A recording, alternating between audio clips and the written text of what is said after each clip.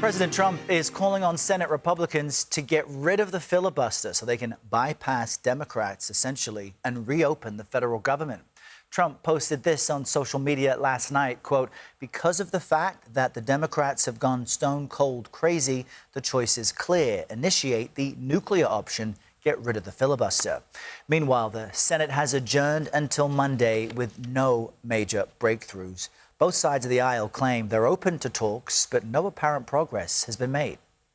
I just want to say to any Democrat in the United States Senate, we are happy to talk about any policy issue. We're happy to talk about health care policy. We're happy to talk about tax policy. We're happy to talk about regulatory policy, but not at the point of a gun.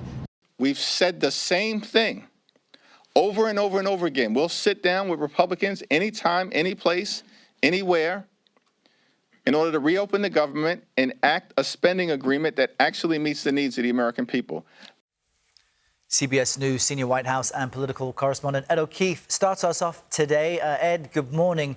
So what's your sense? Might Republican senators follow Trump's lead on the filibuster? Because they may not always be in the majority. Not enough of them would do that today, Errol, and it's telling that the president posted this last night after they left town for the weekend.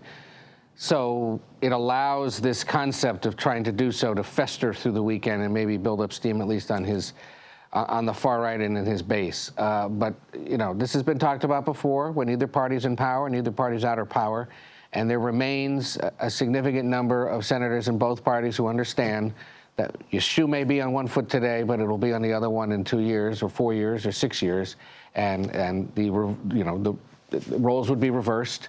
And not having the filibuster would be to their detriment. So, look, this is the most substantive engagement we've seen from the president on the issue of whether or not and how to reopen the federal government in days. He's been in Asia. He's been focused on that. He's been quite removed on purpose from trying to figure out a way to reopen the government. And so for him to just do this and suggest that you just got to move the goalposts is certainly one way to engage, but ultimately not going to be what uncorks the impasse between the two sides.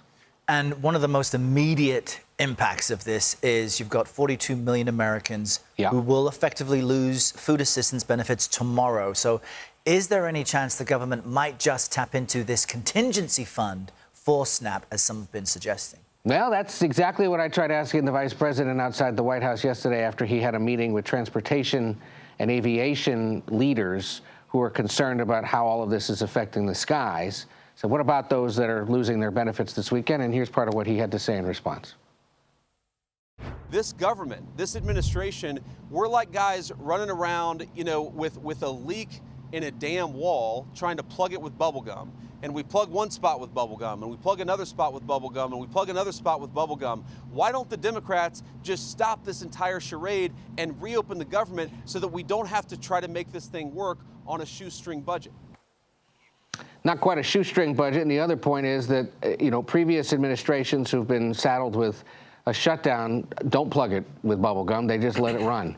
And they let things shut down. And that usually forces the two sides back to the table. In this case, the president found ways to pay for the troops, to pay for federal law enforcement, to keep other elements of the government open. So the question was, well, why don't you use those same budgetary authorities to float the roughly $6 to $8 billion you've got at your disposal to cover most of the anticipated $9 billion it'll cost to pay for food for those 42 million people? And you saw the answer there. They're not going to find bubble gum to do that. Errol?